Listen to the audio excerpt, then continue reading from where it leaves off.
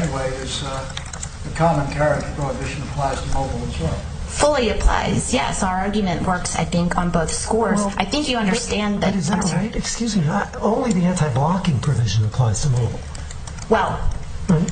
Our argument is, and I think this is accurate, that the no blocking rule that applies to wireless, and if we can't charge for access, then that's a no payment, and that's a zero price, and setting a price of zero is requiring non-discrimination in price terms. Just like in a tariff, the price is zero and we may not deviate from that. But don't they work the same as a fixed? In other words, maybe you can correct me about this.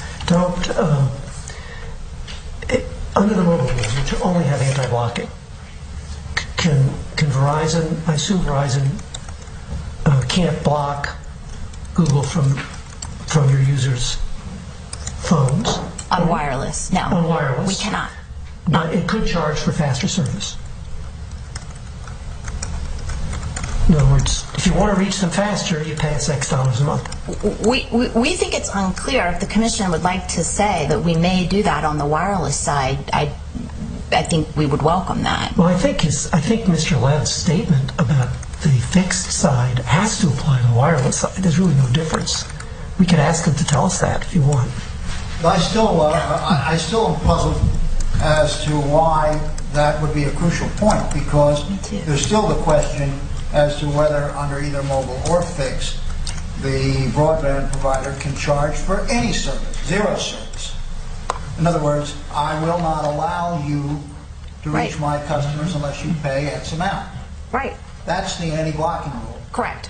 And that means you have to, the anti-blocking rule by itself means you have to carry the edge providers free. Which means all edge providers ride at a price of zero, and that is exactly what happened in Midwest Video 2. All those who wanted to use the least access channels could walk into the cable company's office, knock on the door, and say, "Hi, we're here. We want to use these channels to reach viewers, So then I do not understand, and we get this for free." And if excuse me, Counsel, then I do not understand how there can be any daylight between the two rules. That is to say, I cannot understand if common carriage prohibits the FCC from imposing a restriction on the broadband provider of charging for access to the end user, then it seems to me inevitable the anti-blocking rule is illegal under either the mobile or the fixed, without even going to their non-discrimination.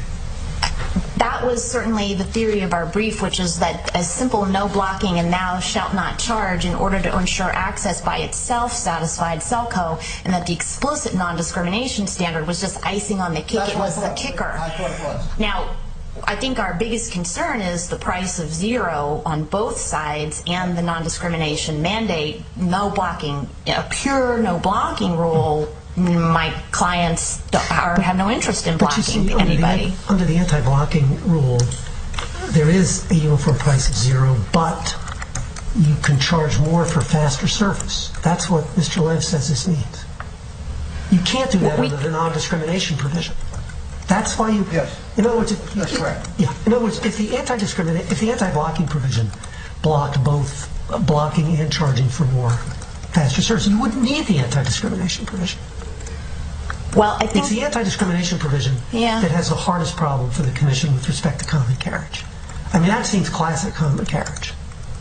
I wholly agree that you can't offer preferential forms of service under the anti-discrimination provision. Yes, but if that's knocked out, right, you can under the anti-blocking, and then if that's true, right, Ms. Walker, wouldn't that provide the flexibility that saved digital roaming? Same thing. I think you would need to eliminate the rule against discrimination, and correct. I think you'd have to scrub the reference under the no blocking rule that said you may not charge anybody for access. So if all that was left standing was a no blocking rule, I do believe that would be, I don't think we would be here. I don't think we would be here today. You would still be arguing there's no I still don't understand that. If you could charge and somebody refused to pay, you think you would still, it's okay? I don't understand. I posited that the ban on charging for access would be struck, and that the commission would not say that that it is effectively no blocking if you charge somebody, so that we could charge whatever we wanted for access. I still don't understand my proposition, which is, and I'm really totally confused by all the counsel here. I keep coming back to the proposition, if I'm legally entitled to charge and somebody refuses to pay, why can't I block? I think we should be able to. In the world I'm positing, you would be able to. Is the world you're positing that it's illegal for the FCC to prohibit you from blocking if the purpose of blocking is to enforce a charge which the customer, the edge provider, refuses to pay? Yes. All right, so why are you confusing everybody by getting into somehow different